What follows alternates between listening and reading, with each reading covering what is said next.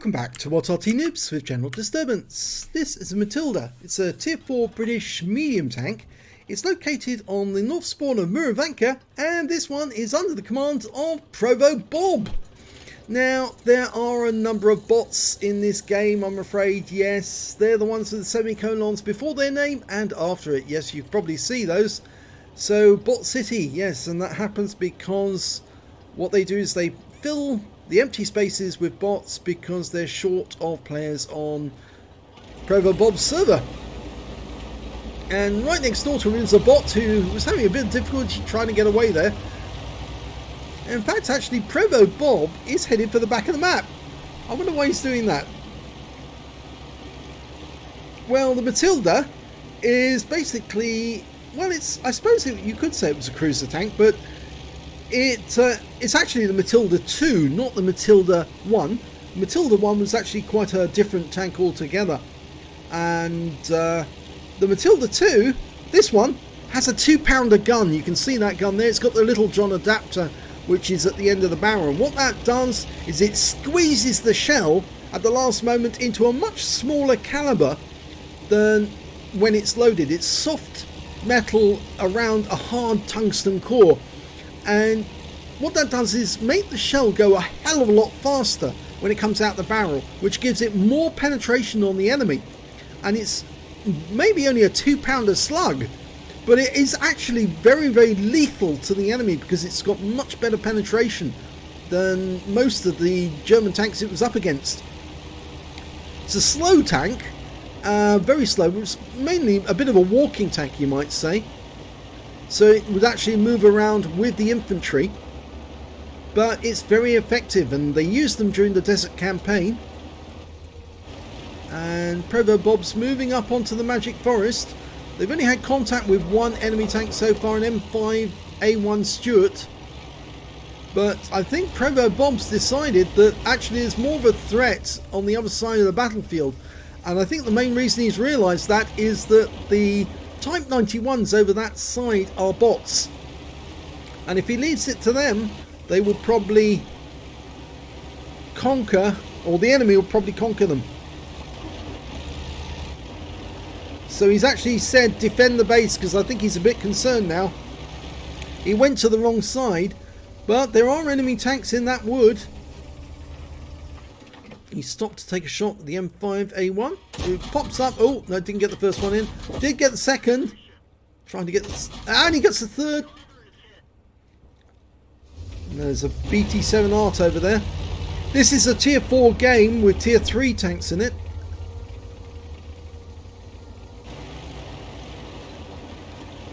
I think he's being distracted by these enemy tanks here. So really what he needs to do is head over to the other side. Yeah, we've lost one of the Type 91s already, but so is the enemy. So it may be painfully slow, this tank, but it does have incredible penetration. He should have led that target a little. You can see which direction he was going in. There's a Cruiser Mark IV. Rommel had those in his guards. Oh, he tracked him. Finish him off. And he gets the kill. There is a Stuart, otherwise known as a honey. Misses on the first shot. Is it a bot? I think it's a bot actually, that one. Blind firing now. In fact, he's only loaded a PCR, which is going to be expensive towards the end of the battle. I think that Stuart's behind the tower. That's why we can't see him. There he is. Auto aims on. And takes him out. Okay, we've got a P38 Panzer 38T, which is the German version of the Czech tank. Now you can see it, and takes him out. So that's 3 kills. Not bad so far. There's still a number of tanks out there he needs to get kills on, though. That Panzer 1C, oh, he's north. We lost sight of where he was, and he's actually right up in the A line now. And he's about to kill our T-82 HMC, our Arty. There's only 5 left on the enemy team. That Panzer 1C, we're probably one of the few tanks that can actually attack a Panzer 1C and not come off without any major damage, because the rounds on that Panzer 1C are very difficult to penetrate the armor on this tank. They probably only get in through the engine deck, which is right at the rear. Well, the Panzer 1C killed our T-82.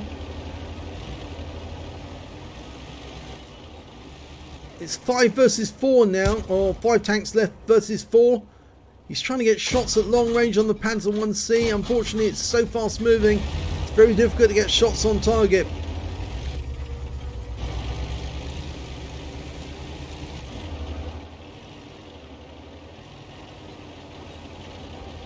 He's fairly close now. That's it, that's a destructible building. Take out the Panzer 1. Oh, he wasn't leading the target there. He's tracked. Panzer 1C's tracked. He fixed his track, but unfortunately we lost our T-70. 2 shots into the Panzer 1C. He's trying to hit us, but he just can't get us. And we got him. So that's 4 kills. Unfortunately, there's only 3 left on either side. Unfortunately, the attack in the south faltered and the enemy took out our guys. But here is a Striv M40L, and that's a bot. And he's gone. That's the 5th kill. Still 2 enemies out there. A Matilda and a Marder 38T.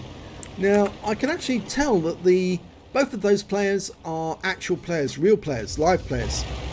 So it's going to be a little more difficult taking them down. It will be taking out our bots. Now, it's not to say that bots aren't difficult to take down, because they are actually. Some of them fire more accurately than humans do. Well, he's going to join the Hetzer. And I'm going to have to take control of the view because ProvoBob's bobbing in and out.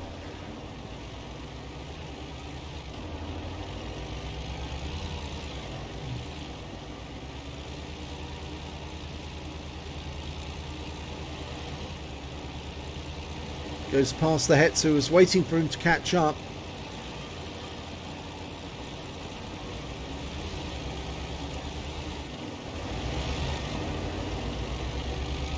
The Marder 38T is the tank really he should be worried about, not just the Matilda, because the Marder 38T's got a rather nasty gun. Now, why was he doing that? Fired around, but... Oh, he's been spotted. Okay. And it's the Matilda. Okay, so he got 1 shot in. Fires another. Oh, difficult to follow what's actually going on here.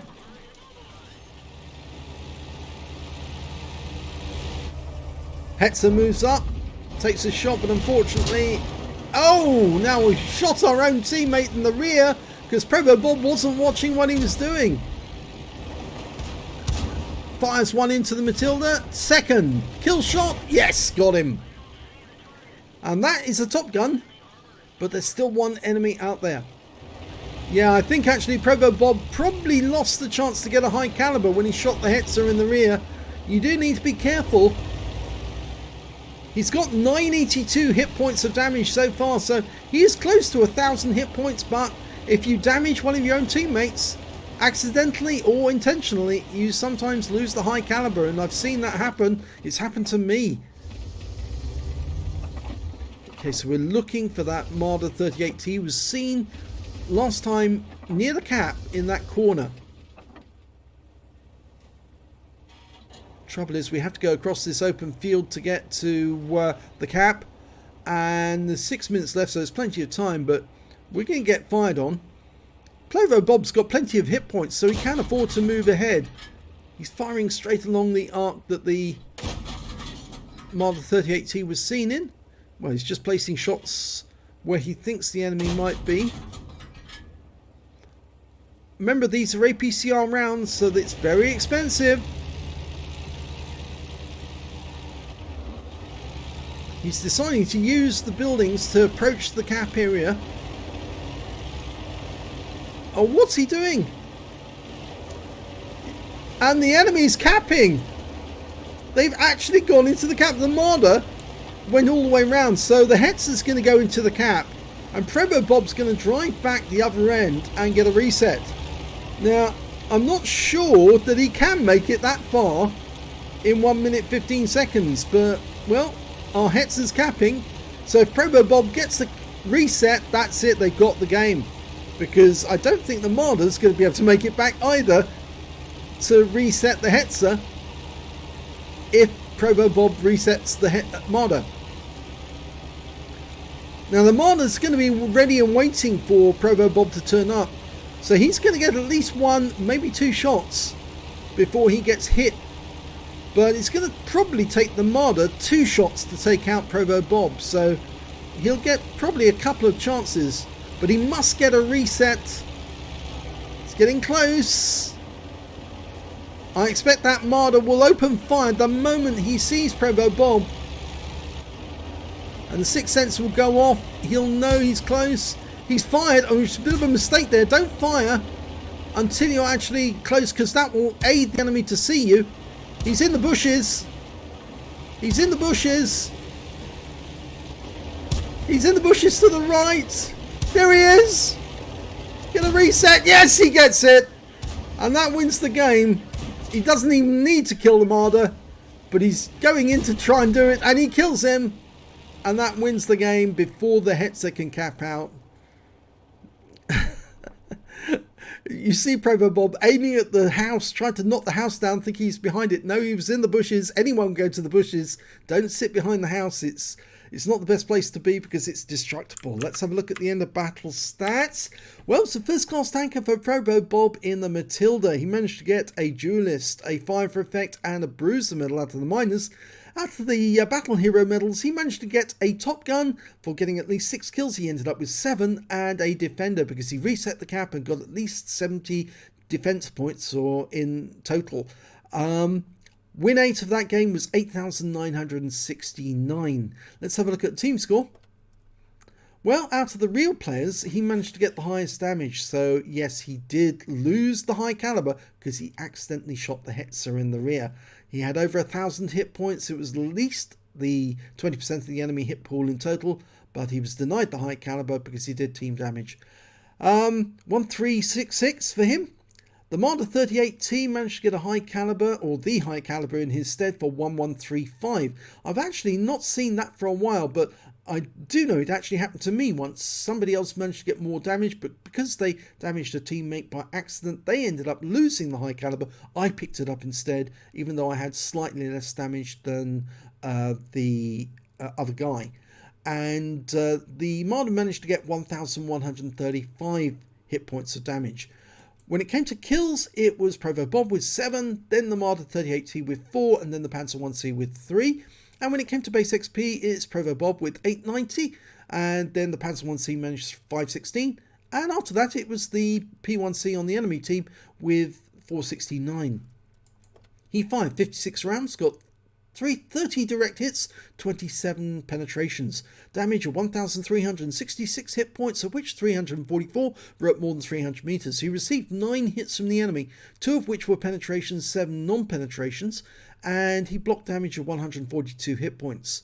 Spotted 1 enemy vehicle, damaged 7 of the enemy, or damaged 8 of the enemy, killed 7, and did 100 defense points on the cap. On a free-to-play account, he earned 18,558 credits, got 9,279 from personal reserve, and 7,052 from holiday ops.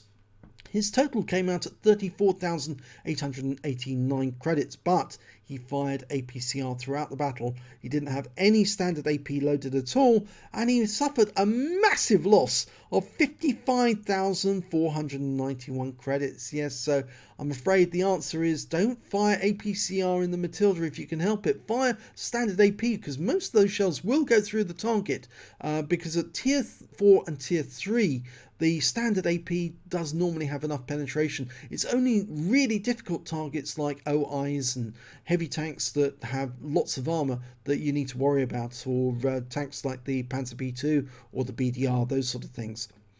2 bonds for picking up the Top Gun and the Defender, and 890 base XP, plus 445 from personal reserves, took away 1,335 experience points altogether. So it was a good game for ProvoBob, except for the fact that he missed out on the high caliber. And no, Top Gun and the Defender is not bad, but it would have been nice having that high caliber as well.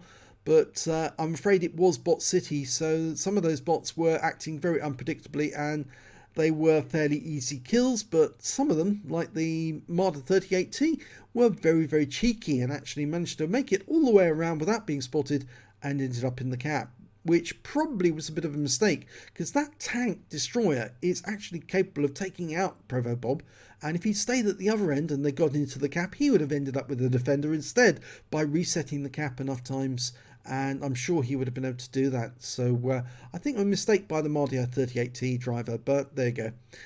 If you enjoyed that replay, please give this video a like and do subscribe to our channel, and thank you for watching.